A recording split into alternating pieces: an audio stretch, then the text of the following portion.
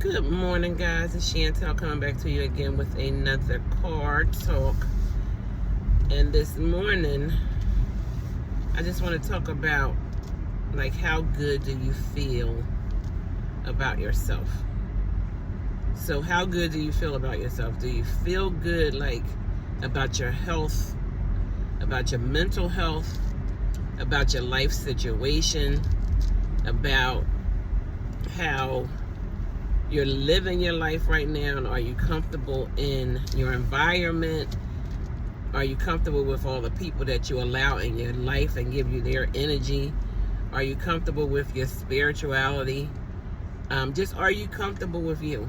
So for me, I'm not, right? So I'm not comfortable in the way I look, my appearances, which is because I've gained so much weight over like the last couple years, and I have my midsection is just a hot mess. My stomach is terribly, it looks terrible to me, right? And this is all for me. I'm not shaming anybody. I'm not shaming myself. I'm just saying that for me, for me, I don't like the way my body looks, and it makes me feel very, very uncomfortable, right? So I'm very self-conscious about how my clothes look on me.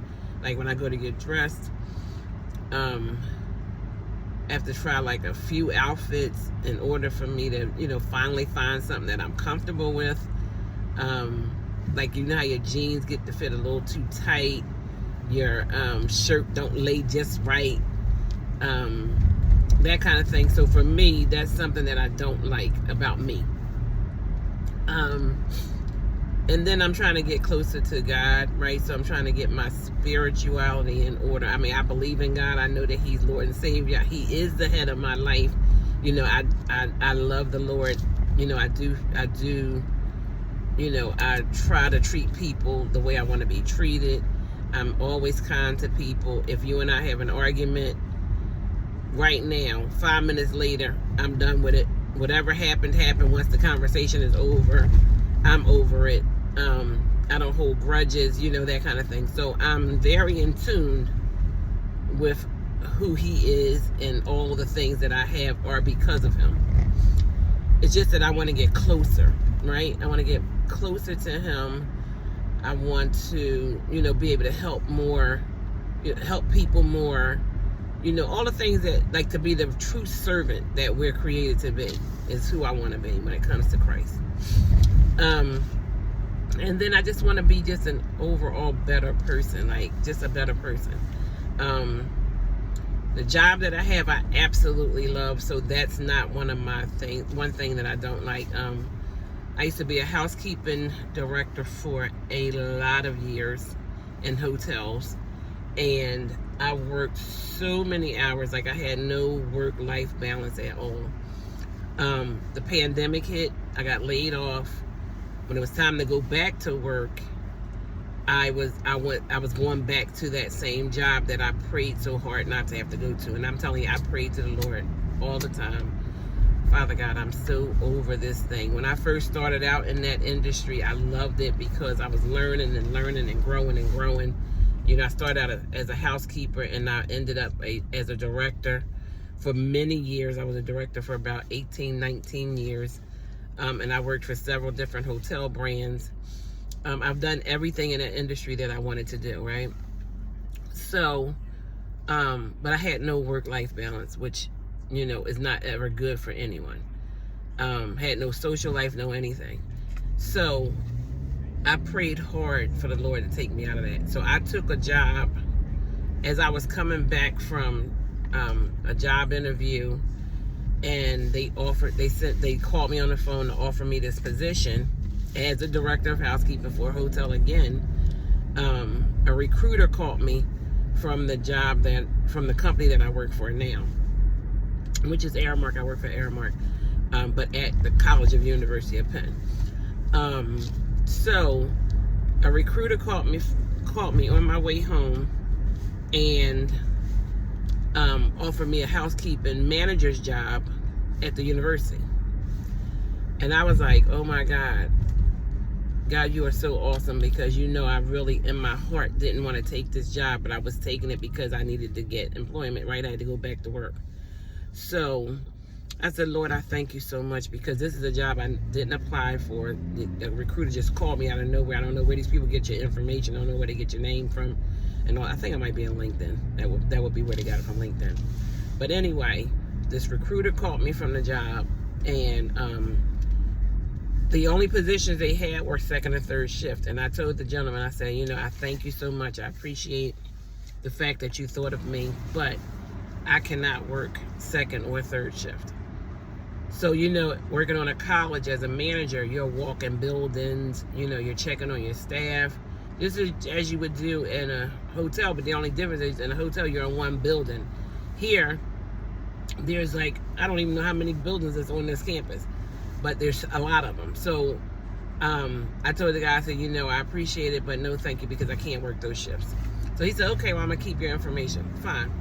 So he kept my information, and he called me back the very next day and was like, listen, we have a position for first shift if you're interested, you know. And then I told him, I said, I can only make this. I can't make under that. You know, I could only work first shift. I can't work second and third. You know, I made my demands that, you know, something, you know, what was going to make me say yes to this position. So they said, okay, no problem. We could do all those things. So I'm like, oh my God, God, you are so good. You know, God is he definitely answered prayers, right? So this was something that I desired in my heart to do. I didn't want to go back to what I was doing. So, you know, he'll give you the desires of your heart. So I'm like, okay, this is only God, but God, only he made this happen without me even trying to, you know, look for this job. So then I I start the job, and I was I was what they call a bench manager at the time, which means that you were just a manager that worked any area that they needed a person in. So if they had call outs in one area, you would go cover for that area. Excuse me. So I winded up, I only did it for 4 days as a bench manager, right? So I became a bench manager 4 days. And then after the 4 days, I went to work in what they call the West region. So I went to the West region to help out, and then I don't know what happened, but they needed a permanent person, so they kept me. So after 4 days of doing this bench thing, which wasn't really bench because I worked in this one area, to learn how their system works, and how to train you on what they look for and all that kind of good stuff. So then I go to this West region, and in the West region, they give me a permanent position. This permanent position, I have 14 buildings. And the time that I had to be to work was 4:30 a.m. So for me, I'm an early bird. I don't like to go to work at the time I'm supposed to be there. I need to have time just in case something happens. You know, I'm old school. I'm 57. So I'm old school. I like to be on time. I like to be there early so that I can get comfortable. If I want to eat breakfast, I got time to do that. All that kind of thing, even though I eat before I go to work normally. Excuse me, but I'm fasting now, so I'm not doing that.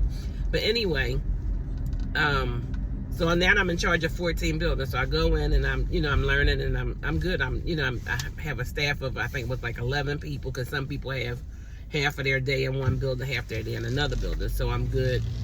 Excuse me. I'm managing like 11 people, which is wonderful for me, because remember, I'm the director of housekeeping for I got managers under me at the time. When I was a director of housekeeping, I had managers, I had supervisors, and I had staff. So I had house persons, laundry persons, room attendants, and what they call housemen. So this right here for me is cakewalk, and they're not as detailed because we weren't cleaning like rooms and stuff. So there is an area that's called residence that they take care of all the dorms and things like that. But the area I was in didn't have any dorms.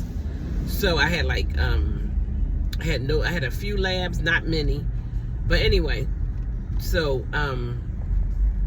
I'm upstairs in my office one day, and the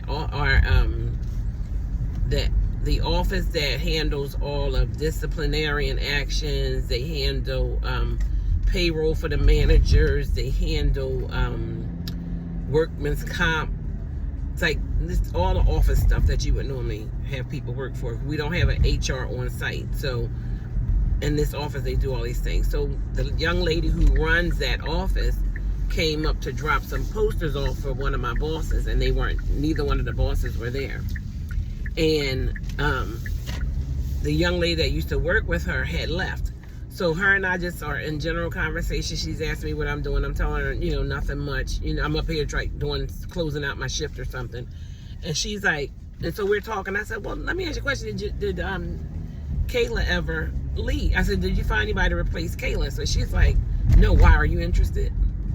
Now, mind you, in all the years, that I've been a director of housekeeping, every program that I need to use, all that kind of stuff is already designed for me. I never had to do create Excel sheets, things like that. I have no clue on how to do Excel, right? So I'm like, girl, I am not computer savvy. I said, I do not know a lot about computers. I know how to do what I do, right? So whatever I need to do, once I learn it, I know that. I don't know any more about, computers. So she was like, girl, everything that we do, it's already formatted. All you have to do is input information in it. It's not a lot that you have to do. She was like, just think about it. I said, okay. And here's the thing that, I tell people all the time, excuse me, you have to have faith. I'm so thirsty. I don't have nothing to drink. But you have to have faith. And you have to know that if you're praying for things, God will answer prayers. As long as you're sincere about it and you're not just bull crapping and things of that nature. And I prayed so hard. I'm so sorry. Oh my God, please forgive me. I prayed so hard not to have to manage people anymore. Because I had been doing it for over like 25 years, because I was a supervisor, I was a manager, then a director. So I had been doing it for over 25 years, and I was just like, Lord, I don't want to manage people anymore.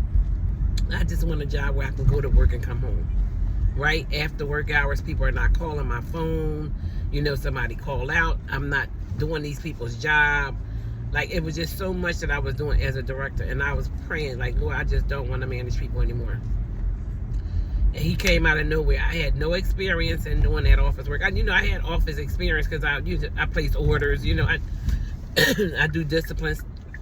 I have to do coaching and counseling and trainings and disciplines and all that kind of stuff. And I've done I've done training for new hires, and I've done interviewing to get my team on board and all that kind of good stuff. So I knew a lot about office work, but just not that particular thing. So when she asked me about it, she told me to think about it. She told me to come down to her office like one day a week, and just see if it's something that I would be, and she'll walk me through some things and just see if it was something that I would be interested in. And because all of my building administrators that I had loved me so much, they didn't get any complaints about people in my area, and their areas were always taken care of because I was in my buildings checking and things like I was supposed to. And because I built this reputation of, she gets things done, is why the lady even considered asking me. And then once she talked to me about it and asked me would I be interested, and so she went back to the bigger bosses and was like, listen, I would love to have Chantel fill that slot for me.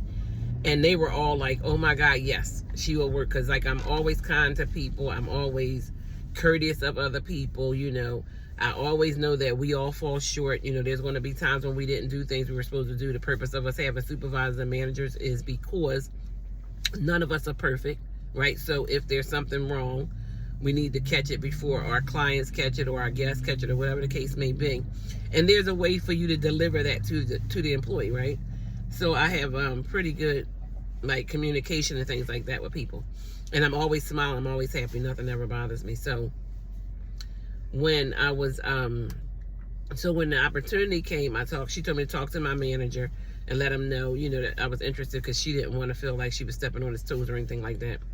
So long story short, I am now the office manager. So I've been the office manager now for almost 2 years, and I absolutely love my job. That was the purpose of this conversation. But I absolutely love my job. But that goes to show you that praying for what you want and really meaning that this is what you want, and really being sincere with God and open with God on how you feel and the things that you want to enhance your life and things of that nature is so important. You can't play with that, because there's a saying that always says, be careful what you wish for, because you just might get it. And guess what?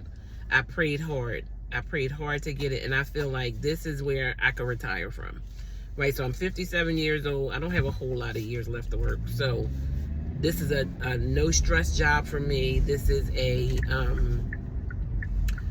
like just a good situation. I come in the morning, I go in the office. I don't have to come back outside. I don't have to be in the inclement weather. I don't have to worry about, whether or not this got done by this person or that person. Everything that I do is because of me, right? So I have things that I'm responsible for, and me making sure that I do all those things the way that I'm supposed to do them. And I'm learning every day. I've learned so much about Excel. And she promised me, she's like, I'm telling you, I will teach you. It's nothing that we do that you can't learn. And she said, I'm telling you, I will teach you, whatever it is. She said, because I would love to have you on my team. So I was just like so happy and so grateful that she even thought of me, right? Because like I have no real experience working in the office like that 24/7. But anyway, I just say that to say, be careful what you wish for. If there's things that you truly want in your heart, right, for God to bring to fruition for you, you have to be meaningful in what it is that you're praying for, right?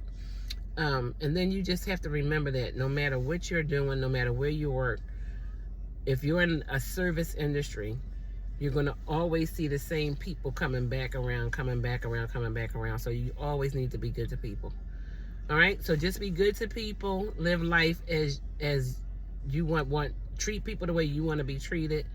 Remember that we are servants of the Lord. So anything that we can do to serve others is only going to make our hearts feel warm.